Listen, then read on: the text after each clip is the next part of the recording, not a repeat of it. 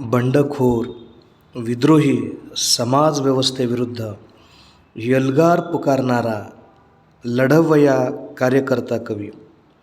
प्रेम मानवी जीवनातील सुंदर आणि तरल भावना, परंतु जात पात धर्माची बंधने प्रेम भावनेत अडसर ठरतात.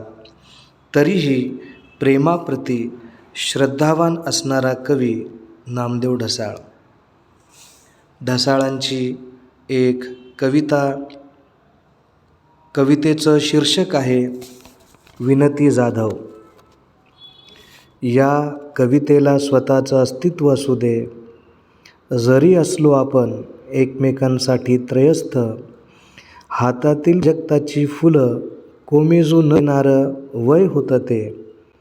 ओठांचं थरथरणाऱ्या गुलाबांच्या पाकळ्यात रूपांतर होण्याचं वय होतं ते. क्षितिजानं महासागर प्राशून टाकण्याचं वय होतं ते.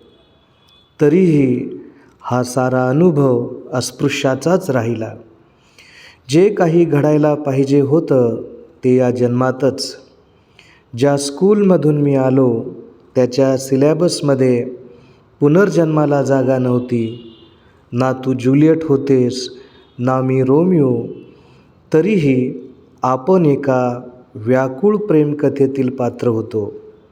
या कवितेला स्वतःचं अस्तित्व असू दे. जरी असलो आपण एकमेकांसाठी त्रयस्थ. आपलंच काय घेऊन बसलीस? आपल्या समष्टीलाही नियतीचा शाप होता. जात धर्म रूढी परंपरा संस्कृतीचा जाच होता. फार वरल्या पायरीवरली तशी तुझी जात नव्हती. तरीही तू उतरून आलीस एक पायरी खाली. ही वेळ माझ्या आत्मप्रत्ययाची होती. कळत नव्हतं तेव्हा कुणाला कुणाचं जास्त आकर्षण होतं. सर्वहारा होतो तरीही मीच स्वतःला हरवून बसलो.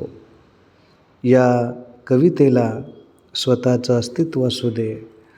जरी असलो आपण एकमेकांसाठी त्रयस्थ. आज तू माझी कोणी नाही, मीही तुझा कोणी नाही.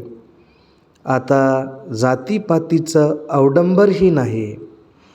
तरीही परस्परात गुंतलेल्या चक्रांची मालिका मला अशी सोलून का काढते? सजातीय स्वप्नांचा नवा संसार मांडून परकी झालीस तू. तेव्हाही माझी काही तक्रार नव्हती. खंत एवढीच होती, रूढीला बळी पडून तू मला शिक्षा दिलीस. अजूनही संपत नाही अस्पृश्यपणाचं लांछन. त्यात कधीमधी दिसतेस रस्त्यातून मुलाचं बोट धरून जाताना. उगाचच गलबलून येतं. मागचं सारं विसरून माझ्या कवितेचं जग विशुद्ध संवेदनेने भरून जाते. या कवितेला स्वतःचं अस्तित्व असू दे.